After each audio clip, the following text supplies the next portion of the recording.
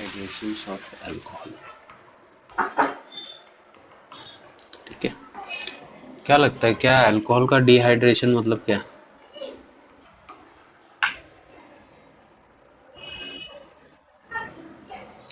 ठीक है, वाटर का रिमूवल। ठीक है, जो भी है हमारे पास अल्कोहल, उसमें से जब हम लोग वाटर रिलीज मतलब निकाल देंगे तो वो क्या करता है, उसी को हम लोग डिहाइड्रेशन बोलते हैं। जैसे अगर मान लो CH3CH2OH है, ठीक है, तुम्हारे एरो पे लिखा हुआ है डिहाइड्रेशन। ठीक है, या फिर डिहाइड्रेशन हमेशा किसके प्रेजेंस में होता है पता है? Reducing as. ऑक्सीडाइजिंग नहीं रहेगा, एसिड वगैरह दे देगा वो तुमको, डाइल्यूटेड। डाइल्यूटेड या कॉन्सेंट्रेटेड H2SO4 ज़्यादा करके देखने को मिलता है, क्योंकि ये हीट जनरेट करते हैं ना, कॉन्सेंट्रेटेड एसिड। जब ये हीट जनरेट करते हैं तो क्या होता है, यहाँ से वाटर का रिमूवल हो जाएगा, इस यहाँ से OH निकलेगा, यहाँ से H, तो फाइनली बीच में क्या बन जाएगा अपने पास, डबल बॉन्ड। ठीक है, और अगर तुमको उसने अनसिमेट्रिकल अल्कोहल दे दिया, मतलब कुछ ये केसेस में ऐसे, और यहाँ पे बोल दिया है कि H2SO4 एट 373 केल्विन, तो हमको पता है एल्कीन बनाना है, राइट है? किस साइड बनाओगे इसमें?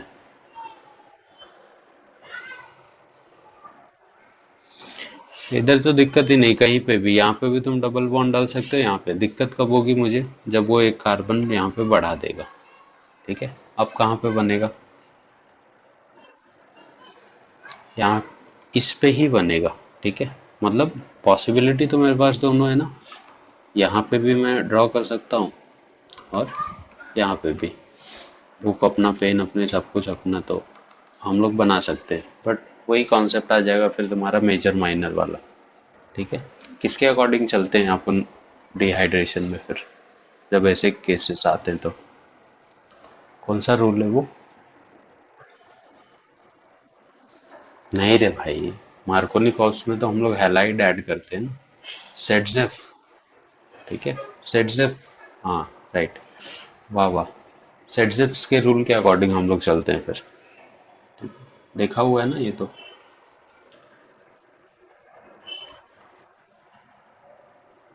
नहीं, सेटजेफ डिहाइड्रेशन और डिहाइड्रो हेलोजनेशन दोनों में डील करता है, क्योंकि दोनों का प्रोडक्ट जो है वो एल्कीन ही होता है।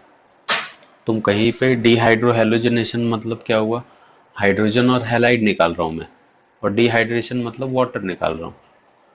ठीक है, तो खाली डिहाइड्रो हेलोजनेशन में क्या होता है, एक जगह से H निकलता है, एक जगह से हेलोजन निकलता है।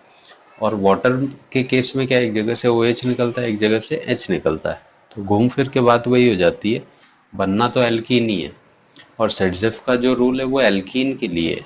ठीक है, फिर किसी भी रिएक्शन में एल्कीन बने, उसका बोलना क्या है कि एल्कीन वहीं पे बनेगा जहां पे वो ज़्यादा सराउंडेड होगा। ठीक है, तो मेजरली तुम डिहाइड्रेशन और डिहाइड्रो हेलोजनेशन को कंसिडर करते हो सेटजेफ रूल में। ये हम लोग ने 11th में देखा है, तुम लोग को याद भी है, अच्छी बात है। तो चाहिए तो लिख लो वापस से।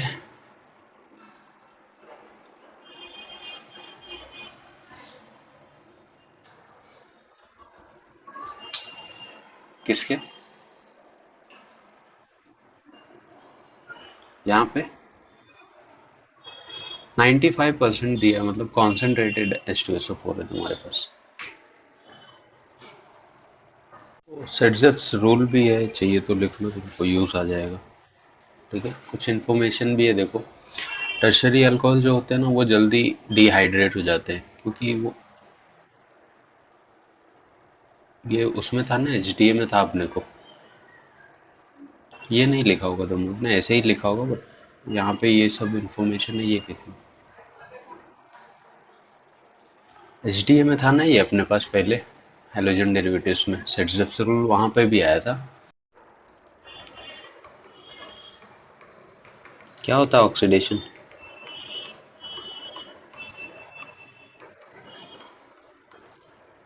Removal of hydrogen and addition of oxygen. ठीक है, तो हम लोग देखते हैं ऑक्सीडेशन, अगर मैं अल्कोहल का, किसी भी अल्कोहल का ऑक्सीडेशन करूँ तो मुझे मिलता क्या है। ठीक है, तो मैं तुमको पहले ही बता दे रहा हूँ, इससे अपने को एल्डिहाइड और कीटोन मिलते हैं। ठीक है, डिपेंड करता है कि तुम कौन से टाइप का अल्कोहल यूज़ कर रहे हो। जैसे एक सिंपल सा अपन ये लेते हैं, अल्कोहल लेते हैं, मान लो CH3CH, यहाँ पे लिख देते हैं OH। ठीक है, अब ध्यान दो, ऑक्सीडाइजिंग एजेंट और रिड्यूसिंग एजेंट मैंने तुम लोग को शायद पहले भी बताया क्या होते हैं, और हमको कैसे पता चलेगा कि कौन सा ऑक्सीडाइजिंग है कौन सा रिड्यूसिंग है। सही है, बताया नहीं बताया।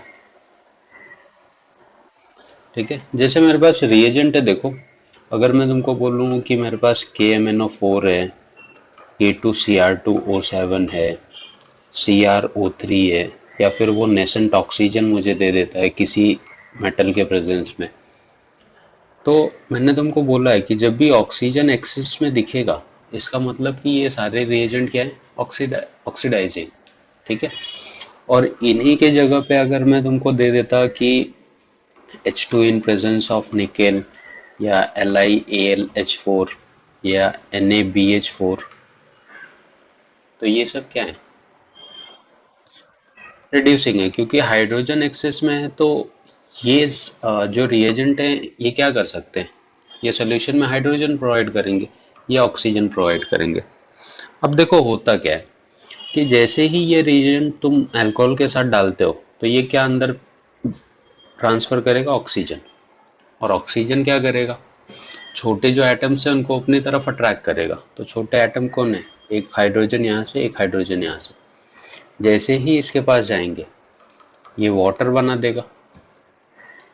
ठीक है, तो मेरे पास बच क्या रहा है, देखो CH3CH और O।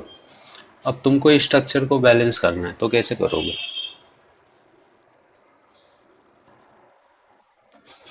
O पे यहाँ पे डबल बॉन्ड डाल देंगे, तो स्ट्रक्चर बैलेंस हो गया मेरा, और फाइनली ये बन क्या गया, एल्डिहाइड। रे पागल हूँ, कहाँ जा रही है दुनिया, RCHO है ना। बट वही सोचो तुम लोग कि अगर मैं यहाँ पे CH3 ले लिया होता, तो इन दोनों पे तो कुछ फर्क पड़ ही नहीं रहा है, मतलब ये भी क्या होता, CH3 होता। अब ये क्या बन गया, कीटोन। तो वही मैं तुम लोग को बोल रहा था कि जब भी हम लोग ऑक्सीडेशन करेंगे ना अल्कोहल का, तो वो रिजल्ट देता है किसका, एल्डिहाइड और कीटोन का। अगर मैं सेकेंडरी अल्कोहल लूँ तो क्या बनेगा, कीटोन बनेगा, और अगर मैं प्राइमरी अल्कोहल लेके चलता हूँ तो क्या बनेगा, एल्डिहाइड। समझा। तो अब देखो, अगर मैंने अल्कोहल का ऑक्सीडेशन किया और मेरे को क्या मिला, एल्डिहाइड और कीटोन मिला। ठीक है, तो जब मैं इस एल्डिहाइड का रिडक्शन करूंगा तो मुझे क्या वापस से ये प्रोडक्ट मिलेगा, सीधी सी बात है, मिलेगा ना। अगर ऑक्सीडेशन से ये बन रहा है तो इसके रिडक्शन से ये बनेगा, कॉमन सी चीज है। तो अल्कोहल, एल्डिहाइड एंड कीटोन, ये दोनों एक दूसरे के ऑक्सीडाइजिंग और रिड्यूसिंग प्रॉपर्टी पर डिपेंड करते हैं कि किससे क्या बनेगा। समझा, अल्कोहल का ऑक्सीडेशन करो तो एल्डिहाइड कीटोन देगा, उनका रिडक्शन करोगे तो वापस से तुमको क्या बना के देगा, वो अल्कोहल फॉर्म करके देगा। डाउट है कुछ? ठीक है, इसका देखो फर्दर भी अगर तुम ऑक्सीडेशन करते हो ना, सपोज करो कि मैं एल्डिहाइड लेके चल रहा हूँ, नहीं अल्कोहल लेके चल रहा हूँ, मैंने बोला कि जब इसका मैंने पहले ऑक्सीडेशन किया तो मेरे पास क्या बना था, CH3 CH डबल बॉन्ड हो और वाटर बन गया था। चलो ये तो बाहर चला गया। फिर से अगर मैं इसका ऑक्सीडेशन कर दूं, ऑक्सीडेशन इन द सेंस वापस से अगर मैं इसमें ऑक्सीजन ऐड करूं, तो क्या वो अगर एक नया ऑक्सीजन एटम आएगा तो क्या वो इसके पास जाएगा क्या, नहीं जाएगा, क्योंकि ये ऑलरेडी ऑक्सीजन है तो इसको रिपेल करेगा। ये ऑक्सीजन इसके पास भी नहीं जा सकता क्योंकि ये सिंगल बॉन्ड है और स्टेबल है, और स्टेबल चीजें रिएक्शन नहीं करती। तो बचा कौन खाली, हाइड्रोजन। राइट है। तो ये ऑक्सीजन क्या करता है मालूम, इनके बीच में ऐसे एंटर कर जाता है ऐसे, क्योंकि हाइड्रोजन को एक बॉन्ड बनाने से मतलब है। अब ऑक्सीजन क्या करता है, एक बॉन्ड इससे बना लेता है, एक बॉन्ड हाइड्रोजन से बना लेता है। कौन सा फंक्शनल ग्रुप है, समझा। तो अगर अल्कोहल का तुम ऑक्सीडेशन करते हो तो पहले स्टेप में वो तुमको एल्डिहाइड देगा, स्टिल अगर तुम फर्दर ऑक्सीडेशन करोगे तो वो कार्बोक्सिलिक देगा। इसके आगे अगर मैं इसका ऑक्सीडेशन करूं तो क्या बनेगा, बता सकता है कोई?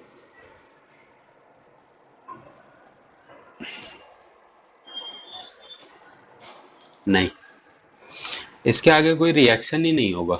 क्यों नहीं होगा बताओ, रीजन?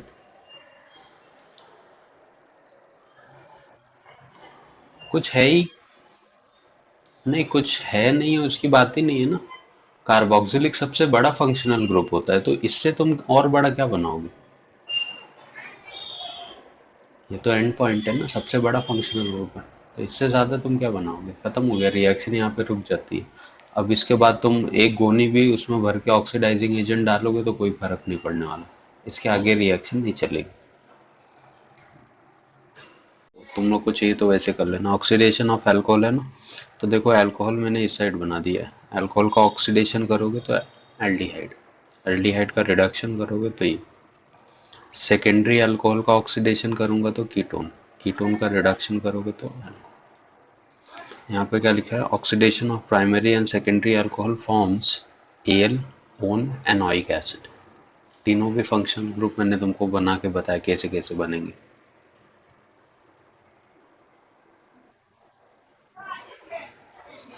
हाँ, मतलब उसका एंड पॉइंट तो वही है, मतलब उसने लिखा क्या है कि अगर मैं प्राइमरी और सेकेंडरी अल्कोहल का ऑक्सीडेशन करूं तो मेरे को तीन फंक्शनल ग्रुप मिल सकते हैं। कौन से? Aldehyde, ketone and oic acid. Possibility वो बता रहा है। ठीक है, और डिटेल में चाहिए तो नीचे है, देखो यहाँ पे। ठीक है, नीचे लिखा हुआ है, मैंने, लिख लो, काम आएगा तुम्हारे। ऑक्सीडेशन ऑफ प्राइमरी अल्कोहल पूरा डिटेल में लिखा हुआ है, और कौन कौन से ऑक्सीडाइजिंग एजेंट हम लोग यूज करते हैं वो भी नीचे है।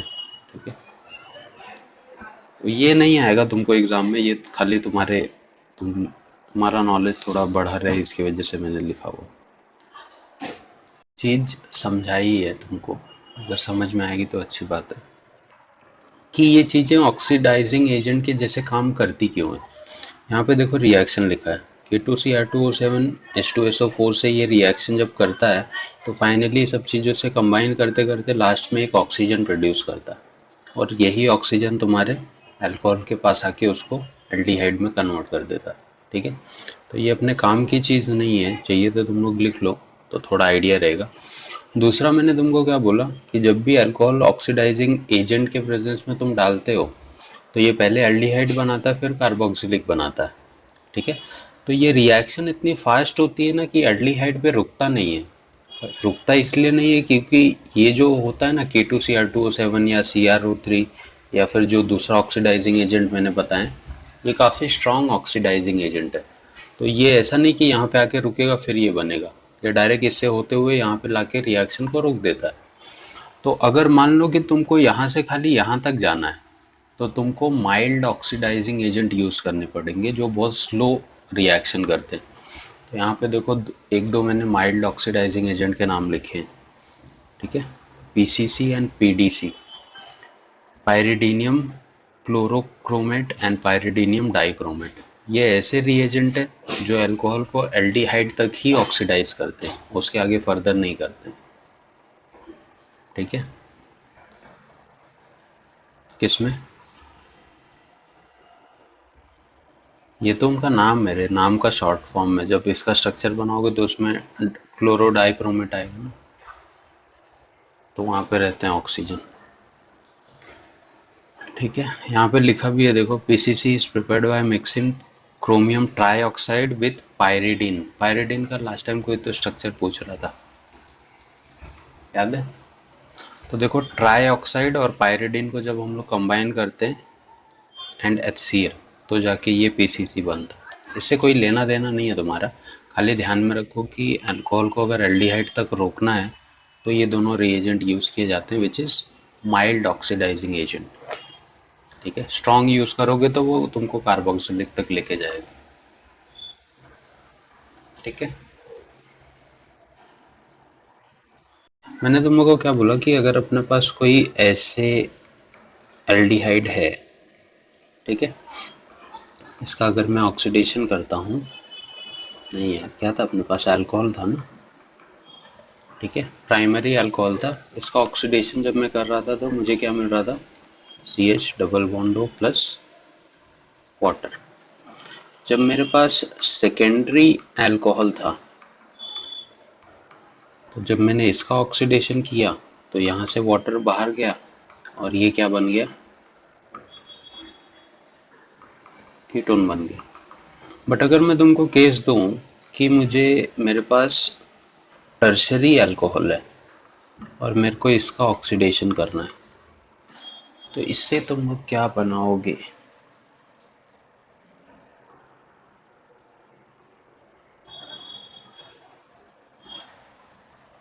नहीं, इन दोनों में क्या हो रहा था, देखो यहाँ से एक H निकल रहा था, यहाँ से एक H निकल के ये वाटर बन जा रहा था, इसमें भी वही था, ये दोनों H निकले और ये वाटर बन गया। बट इसमें तो यहाँ पे हाइड्रोजन ही नहीं है, यहाँ नहीं रहे, यहाँ पे हाँ, ये तूने बराबर बोला, कहाँ से एल्कीन बनेगा? देखो ये सब मालूम पड़ा कि एल्कीन फॉर्म होगा यहाँ पे।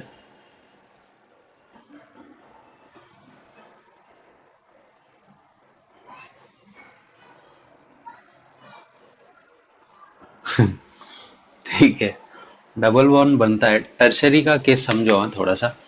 टर्शरी के साथ क्या सिस्टम है कि यहाँ जहाँ मुझे हाइड्रोजन चाहिए था, उसके पास हाइड्रोजन ना होके कार्बन आ गया है और उस कार्बन पे 3 हाइड्रोजन है, राइट है, और यहाँ पे OH है, और हमारा जो ऑक्सीडेशन का प्रोसेस है उसमें ऑक्सीजन तो ऐड होता है, ठीक है, और एडिशन में क्या जनरेट होती है, हीट जनरेट होती है।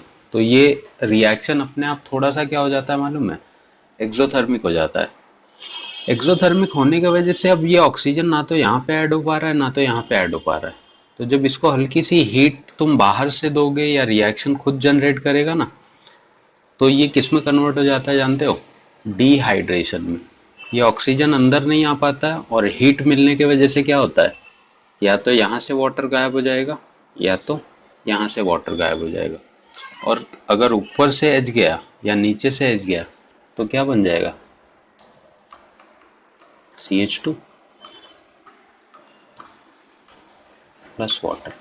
तो टर्शरी अल्कोहल का ऑक्सीडेशन होता ही नहीं है, बल्कि उसमें जो हम लोग हीट प्रोवाइड कर रहे हैं ना, उसके वजह से उसका क्या हो जाता है, डिहाइड्रेशन हो जाता है।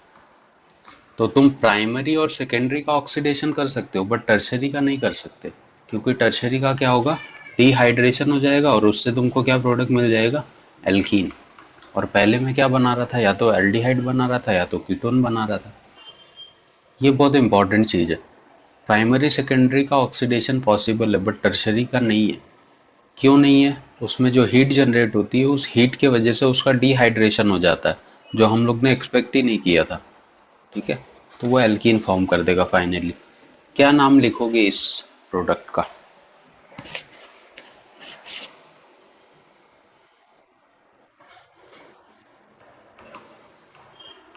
टू मिथाइल प्रोप, प्रोपिन लिख दो या प्रोपोनिन लिख दो चलेगा।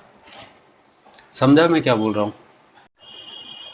सेकेंडरी से तुम करोगे तो नॉर्मली हमेशा तुमको क्या मिलेगा, कीटोन देखने को मिलेगा।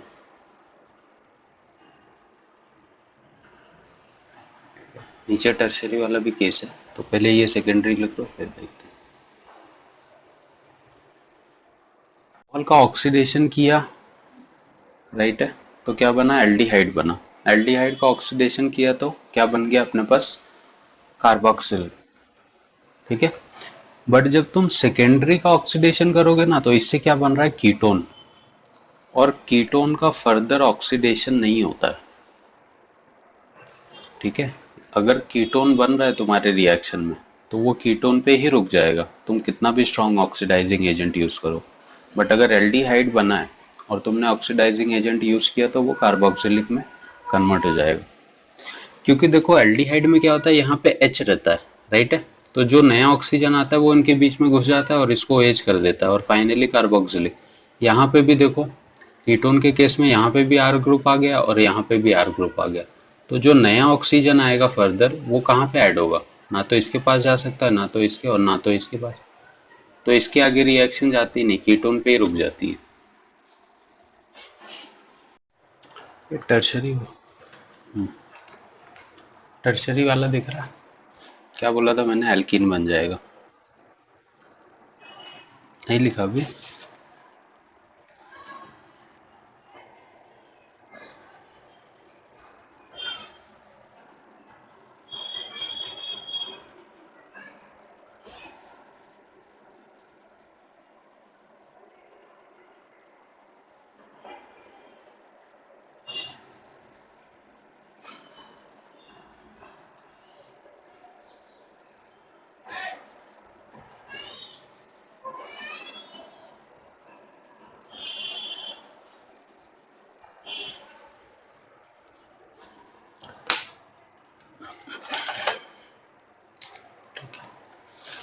टर्शरी वाला केस देखो, यहाँ पे 2 आएगा। क्या बोला मैंने, इसको ऑक्सीडाइज करोगे तो ऑक्सीडेशन तो होगा नहीं, बट हीट की वजह से ये एल्कीन में कन्वर्ट हो जाएगा, एल्कीन और वाटर में।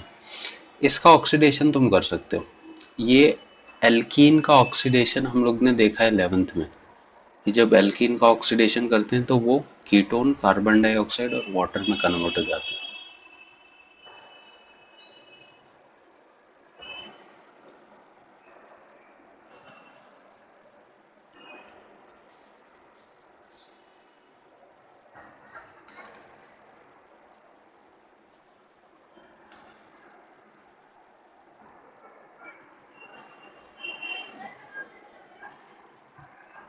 इसमें तुम लोग को और कुछ बुक में से मिले तो ऐड कर लेना, यूजेस वैसे आते नहीं एग्जाम में, बट कभी कभार पूछ लेता है एडिशनल क्वेश्चंस में।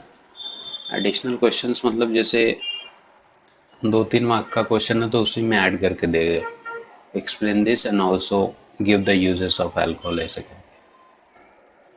वहां पे आते हैं।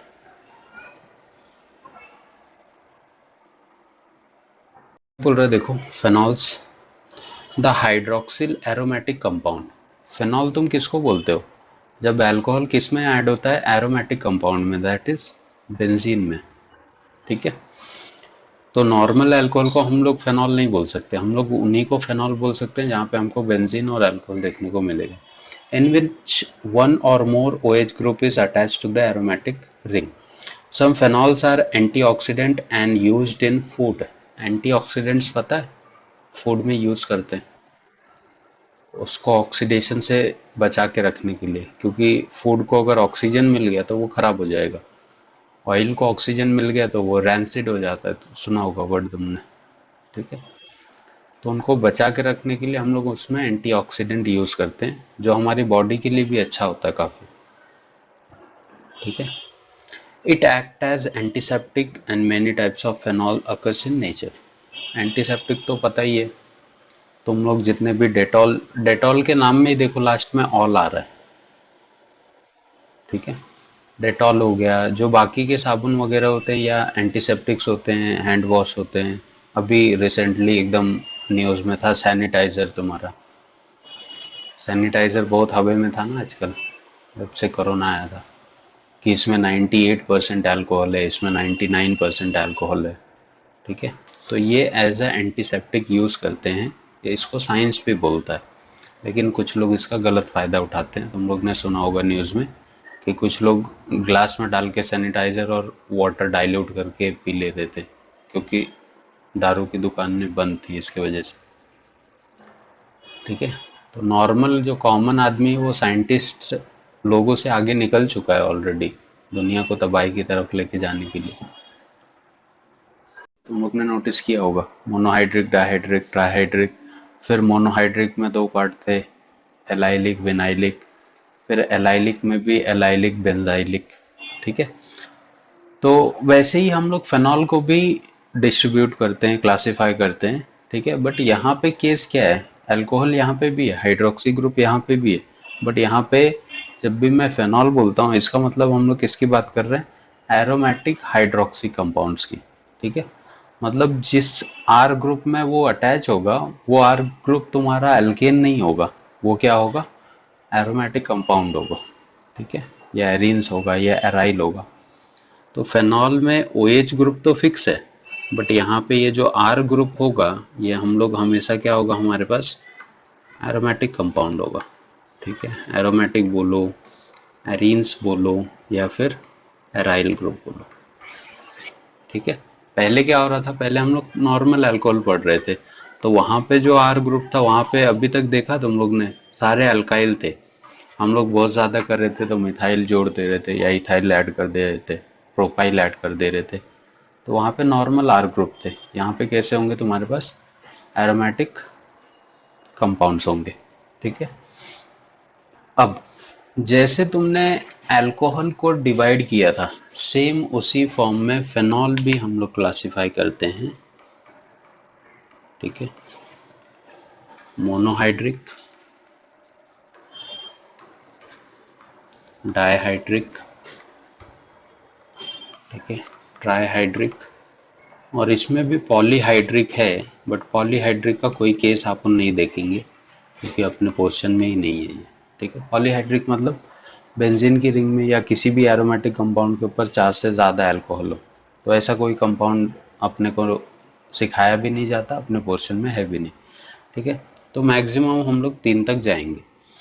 मान लो कि अगर मैं एक बेंजीन लूँ, इस पे OH डाल दूँ, तो इसको मैं क्या बोलता हूँ, फेनॉल। फेनॉल को दूसरा नाम क्या बताया था, कार्बोलिक एसिड और बेंजीनॉल, ठीक है। बट इसी में अगर मैं दूसरा अल्कोहल ऐड कर दूं तब तुम्हारा ये फेनॉल वगैरह का कॉन्सेप्ट ही खत्म हो जाता है पूरी तरह से। अब मैं इसको क्या नाम लिखता हूँ,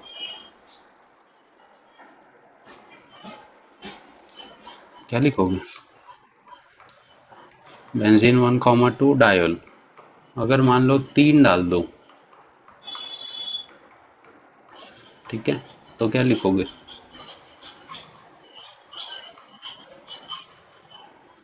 1 2 3 ट्राई ऑल। बट यहाँ पे मेरे पास एक नई कंडीशन आ जाती कि मैं इनका कॉमन नेम भी लिख सकता हूँ, सही है ना, ऑर्थोपैरा वाला फॉर्मेट यूज करके, ठीक है। इसमें तो नहीं यूज कर पाऊंगा मैं, इसको डायरेक्ट फेनॉल बोलोगे, बट इसको मैं बोल सकता हूँ ना, ओ क्या, और ठीक है, ओ हाइड्रोक्सी फेनॉल बोलूँ क्या इसको, चलेगा। मतलब मेरे पास एक फेनॉल का स्ट्रक्चर है जिसके ऑर्थो पोजीशन पे हाइड्रोक्सी ग्रुप है, कॉमन नेम इसको क्या बोलूं, O,M डाई हाइड्रोक्सी फेनॉल बोल सकता हूँ, ठीक है। एक ऑर्थो पे हाइड्रोक्सी, दूसरा मेटा पे, ठीक है। बट ये सब नाम अपने को यूज नहीं करने हैं, यहाँ पे हमको पूरा नया नॉमेनक्लेचर देखने को मिलता है। कुछ कॉमन नाम ऐसे हैं जो बहुत बार एग्जाम में पूछे गए हैं और आते भी हैं, ठीक है। तो वो क्या है मैं बताता हूँ तुम लोग को, ठीक है। जैसे मान लो अगर खाली मोनोहाइड्रिक की हम लोग बात करें, लिखो मत, देख लो खाली, मोनोहाइड्रिक में नॉर्मली अगर मेरे पास ये है तो ये तो फेनॉल हो गया सिंपल सा। इसका नाम पता है तुम लोग को, नैप्थेलिन है। नैप्थेलिन में अगर मैं OH डाल दूँ ना तो इसको हम लोग डायरेक्ट नैप्थॉल बोलते हैं, ठीक है। इसका नाम भी मैंने बताया हुआ है अगर तुमको पता हो, ठीक है, एंथ्रासिन बोलते हैं। तो अगर इस पे OH डाल दूँ तो इसको हम लोग डायरेक्ट एंथ्रॉल बोलते हैं, ठीक है। ध्यान से देखो सब में एक एक ही अल्कोहल है, तो ये सब किसके टाइप है, मोनोहाइड्रिक फेनॉल के टाइप्स हैं, ठीक है। अब अगर मान लो कि किसी बेंजीन में OH है और यहाँ पे CH3 है, तो मैं इसको बहुत सारे नाम लिख सकता हूँ। पहला तो मैं इसको क्या बोल सकता हूँ, 2 मिथाइल फेनॉल। दूसरा कॉमन में अगर मुझे लिखना होगा तो मैं ओ मिथाइल फेनॉल लिख सकता हूँ इसको। सही है, राइट है। बट ऐसे स्ट्रक्चर को ना कॉमनली, हाँ बोलो। नहीं, इसको हाइड्रोक्सी टॉल्विन नहीं लिख सकते अपन, क्योंकि बड़ा ये है ना, तो बेंजीन के साथ इसको ही काउंट करना पड़ेगा अपने को। ठीक है, इसका एक कॉमन नेम होता है, ऐसे स्ट्रक्चर का फिक्स नाम होता है। जिस भी बेंजीन पे एक OH और एक CH3 ग्रुप अटैच होगा, ठीक है, एक एक होने चाहिए, एक CH3 और एक OH, तो ऐसे स्ट्रक्चर को हम लोग बोलते हैं क्रेसॉल। कॉमन नेम है बट एग्जाम में आया हुआ नाम है कि स्ट्रक्चर बनाओ क्रेसॉल का। अब इसमें क्या मैं इसको भी क्रेसॉल बोल सकता हूँ क्या, या फिर अगर मैं तुमको बोलूँ क्या मैं इसको भी क्रेसॉल बोल सकता हूँ क्या? बोल सकता हूँ। मैंने तुमको क्या बोला कि बेंजीन में एक OH और एक CH3 आएगा तो उसको मैं क्या बोलूंगा, क्रेसॉल। ठीक है, तो इसमें भी एक OH CH3 है तो क्रेसॉल, इसमें भी एक एक है, इसमें भी एक एक है। फर्क क्या है कि इसका CH3 कौन से पोजीशन पे, ऑर्थो, तो ऐसे देगा वो तुमको ओ क्रेसॉल। इसको क्या मैं बोलूं, एम क्रेसॉल।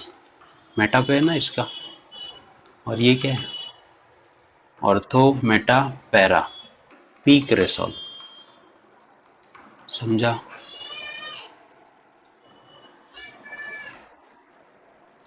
ये 3 नाम इंपॉर्टेंट है। हाँ बोलो।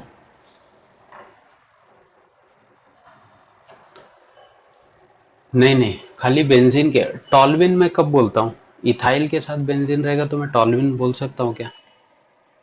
नहीं। तो वैसे ही ये भी है, मिथाइल ही होना चाहिए, किसी भी पोजीशन पे हो, मिथाइल होना चाहिए और अल्कोहल होना चाहिए। तो उसके अकॉर्डिंग मैं ऑर्थो मेटा पैरा डिसाइड कर लूंगा। ठीक है, समझा मोनोहाइड्रिक का कॉन्सेप्ट?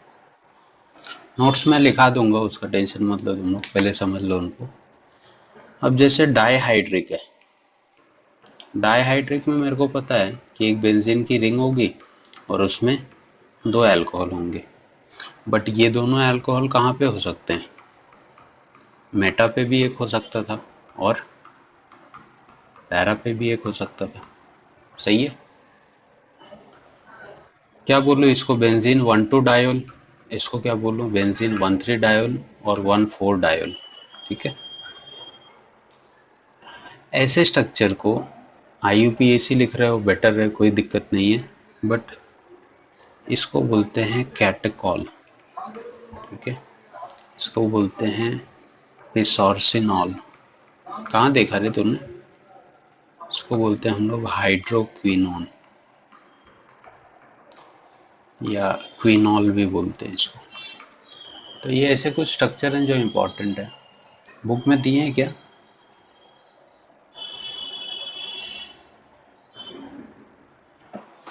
बुक्स में है ये स्ट्रक्चर्स।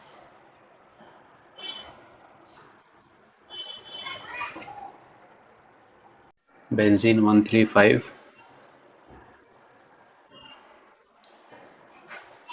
135 ट्रायोल, ये हो गया तो 123 ट्रायोल, और ये हो गया तो, और तो पैरा लिख सकते हो ना।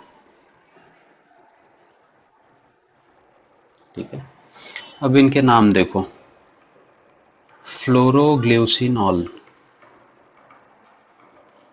ठीक है, पायरोगेलॉल, और इसका कोई पर्सनल नाम नहीं है, इसको जैसे तुम लिखना चाहो लिख सकते हो, बेंजीन 1,2,4 ट्रायोल। इसका भी नाम कुछ दिया है क्या बुक में? क्या दिया है? इसको क्या बोलते हैं, हाइड्रोक्सी क्विनॉल, ऐसे बोला है। लिख सकते हो हाइड्रोक्सी क्विनॉल। बट ये सब, ये जो ट्राई हाइड्रिक वाले हैं, ये तुमको उतने नहीं आएंगे। ठीक है, ज़्यादा करके डाईहाइड्रिक और मोनोहाइड्रिक पे पूछते हैं क्वेश्चन।